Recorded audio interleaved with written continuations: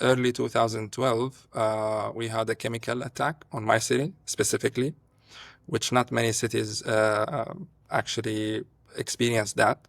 And in this attack was like almost 1,200 people got killed in like few minutes. No This blood, is nothing. Yeah, yeah. Sorry, this is the government putting Yep, chemical attacks on their yep. own people? I mean, Okay, so sorry. you can see that level of.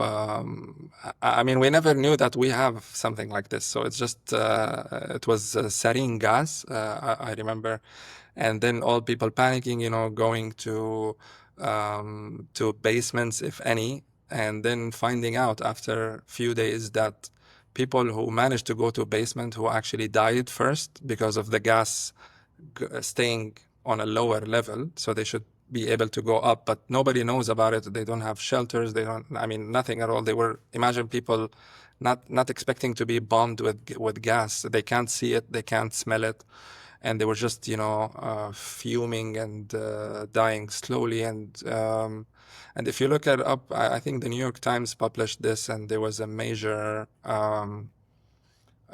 political movement and media coverage because that was horrific. I mean, to everybody. And of course, the regime back then denied this, and until the last moment, they deny everything. But I mean, who has chemical weapons in Syria? People were not allowed to carry a knife back then.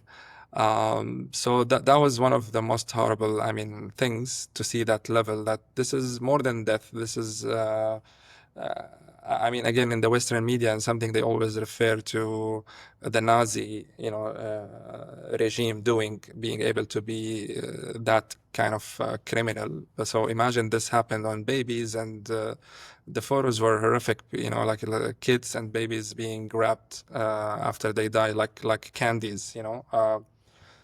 So that was very, very bad, especially on my city. And then the chemical attacks happened after a few years in different cities, but nothing on that scale, like what happened in my city, Damascus suburb.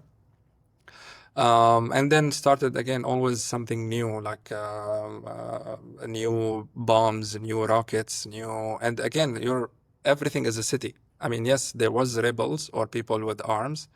Slowly, people started to arm themselves, of course. But no matter what they had, I mean, no airplanes, no tanks. It's just people, Kalashnikov and some maybe mid-sized weapon or something, but there was no comparison or excuse.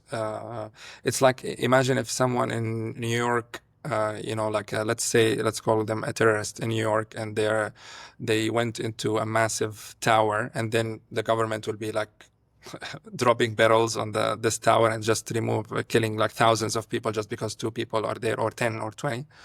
Um, but I mean, everyone knew who was responsible. Even the UN, they did an investigation on that chemical weapon attack specifically, and they were politically careful for a few years, but then they announced that they tested the soil and everything, and this is 100% from the regime. But again, it was too late. Nobody cared. It was frequent. And I remember Obama back then was threatening with an attack, so they made a deal to dismantle the chemical weapons under Russia supervision. I mean, it's like it's like somebody's coming to my house and killing me and my family, let's say, with a simple gun, right? And then instead of putting this guy in jail or doing something about him or her, I mean, they just simply say, okay, give us the weapon and we'll be fine. Something like this. And the worst part is the weapon was not given away because after this deal, 2 years, another attack in the north, chemical weapon in Khan Sheikhoun, if I remember correctly. Yeah.